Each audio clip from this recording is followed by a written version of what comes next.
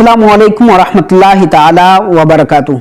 नाज़रीन, आप लोगों की खिदमत में आज मैं फिर कुछ अहम मालूमात लेकर हाजिर हुआ हूँ। नाज़रीन, एक साहब ने मुझसे ये दरियाफ्त किया कि दुल्हन जब हैज़ की हालत में हो तो उस हालत में निकाह सही होता है या नहीं, और उस हालत में दुल्हन का अपनी ज़बान से कलमा पढ़ना जायज़ है या नहीं। नीज़ उन्होंने ये भी दरियाफ्त किया कि दूल्हा हैज़ की हालत में दुल्हन के साथ सुहागरात मना सकता है या नहीं। तो नाज़रीन, इस बारे में अर्ज़ ये है कि दुल्हन जब हैज़ यानी माहवारी के हालत में हो तो उस हालत में भी निकाह दुरुस्त हो जाता है, कोई हर्ज की बात नहीं है। इसी तरह उस हालत में यानी दुल्हन जब पीरियड्स की हालत में हो, माहवारी की हालत में हो, तो दुल्हन कलमे भी पढ़ सकती है, क्योंकि कलमा पढ़ना ये जिक्र और सना है, और माहवारी की हालत में भी जिक्र, सना और दुरूद वगैरह पढ़ना बिलाशुबा जायज़ है। हाँ, जब औरत माहवारी की हालत में हो तो कुरान अजीम की तिलावत करना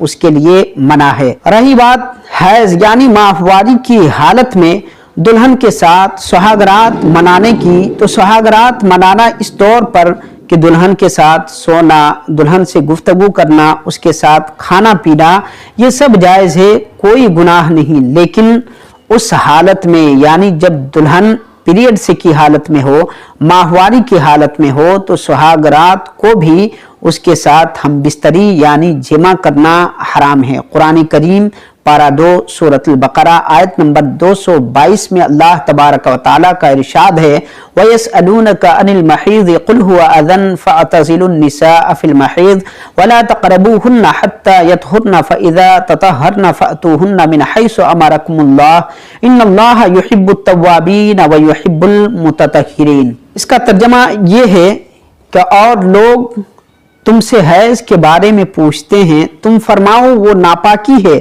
तो हैज़ के दिनों में औरतों से अलग रहो और उनके करीब न जाओ जब तक खूब पाक न हो जाएं। फिर जब पाक हो जाएं तो उनके पास वहां से जाओ जहां से तुम्हें अल्लाह ने हुक्म दिया है।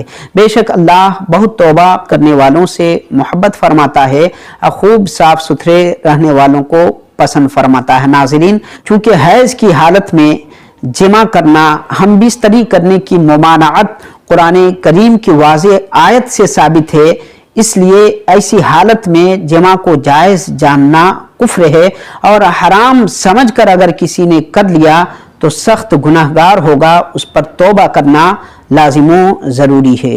इसी तरह जब औरत हैज़ यानी पीरियड से और माहवारी की हालत में हो तो उस औरत से अगरचे वो दुल्हन ही क्यों ना हो, उसके नाफ से लेकर घुटने के नीचे तक की जगह से लज्जत हासिल करना सख्त मना है।